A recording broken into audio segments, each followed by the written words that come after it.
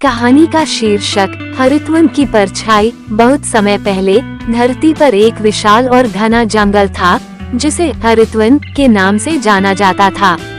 हरितवन एक ऐसा अद्भुत स्थान था जहां सूरज की किरणें भी बमुश्किल जमीन तक पहुंच पाती थीं, क्योंकि ऊंचे ऊंचे पेड़ों की शाखाएं एक घने छत्र के रूप में पूरे जंगल को ढके रहती थीं। इस जंगल में हर प्रकार के जानवर रहते थे। शेर, बाघ, हाथी, बंदर, हिरण, भालू और कई तरह के पक्षी। इस जंगल की सबसे बड़ी खासियत थी उसकी विविधता और संतुलन, जो इसे एक जीवंत और सुंदर जगह बनाते थे। हरितवन के दिल में एक पवित्र झील थी जिसे जीवन स्रोत कहा जाता था। ये झील न केवल पीने का पानी प्रदान करती थी, बल्कि इसके पानी में चमत्कारी शक्ति थी। कहा जाता था कि जो भी जानवर इस झील का पानी पीता था वह लंबा जीवन और स्वस्थ शरीर पाता था।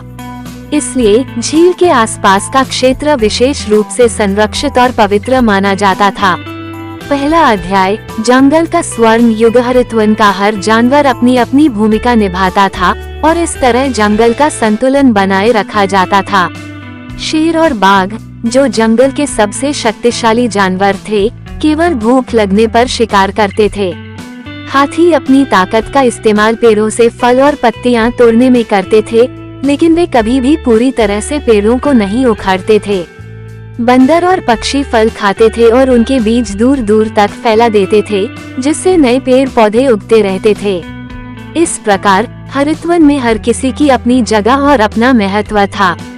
छोटे से छोटा कीड़ा भी इस विशाल जंगल की जटिल प्रणाली का हिस्सा था, और जीवन स्रोत की झील सभी को एकजुट रखती थी, क्योंकि वहां जाने वाले हर जानवर को एहसास होता था कि यह झील उनके जीवन का आधार है। दूसरा अध्याय, लालच का उदय। लेकिन समय के साथ कुछ जानवरों के भीतर लालच बढ़ने लगा।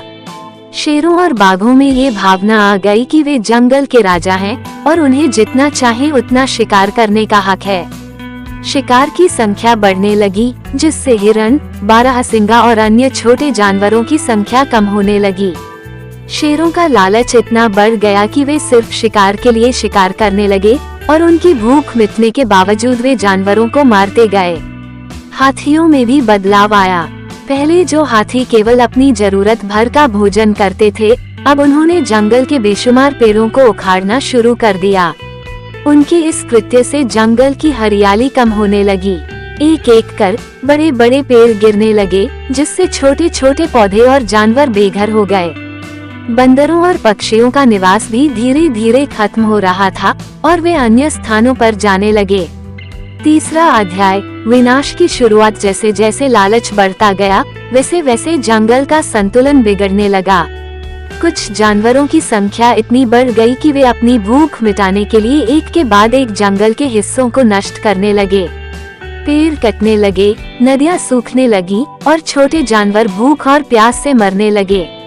हरितवन का वह हिस्सा जो कभी हरियाली से भरा हुआ था, अब बंजर हो चला था। जीवन स्रोत की झील भी अब दूषित होने लगी थी। जब शेर और बाघ झील में जाते तो वे वहां भी शिकार की तलाश करते। हाथी अपनी भारी भरकम शरीर को लिए झील के किनारे उखाड़ने लगे, जिससे झील का पानी गंदा होने लगा। छोटे जानवर अब झील के पास आने से डरने लगे थे और धीरे धीरे झील का पवित्र जल भी कम होने लगा। चौथा अध्याय, जंगल का न्याय। प्रकृति के पास अपना एक न्याय होता है और यह न्याय जल्दी ही आने वाला था। जिन जानवरों ने लालच में आकर जंगल को नष्ट किया था, उनका लालच उन्हें ही ले डूबा। शेर और बाघ, जिन्होंने अपनी शक्ति के घमंड में शिकार की अति कर दी थी, अब भूख से तड़पने लगे। जब सारे हिरण और अन्य शिकार खत्म हो गए तो उन्हें खाने के लिए कुछ नहीं बचा। धीरे धीरे उनकी संख्या भी कम होने लगी और वे एक एक कर दम तोड़ने लगे। हाथियों का भी वही हाल हुआ।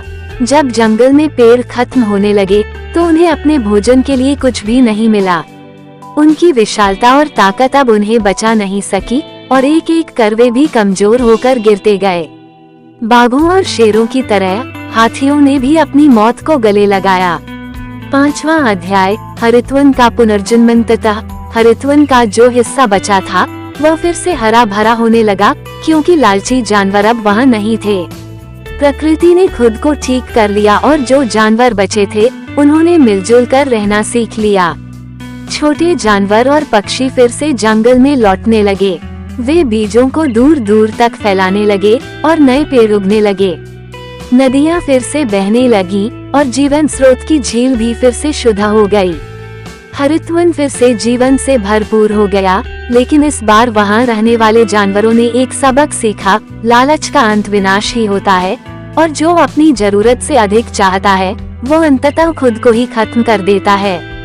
जंगल में अब हर कोई जानता था कि संतुलन और सद्भाव के साथ जीने में ही असली खुशी है। अंत कहानी का संदेश, संतुलन और सामंजस्य के साथ जीवन व्यतीत करना ही सबसे बड़ा धर्म है। लालच और अहंकार न केवल दूसरों का बल्कि खुद का भी विनाश कर सकते हैं। प्रकृति हमेशा न्याय करती है और उसकी मार से कोई भी नहीं बच सकता।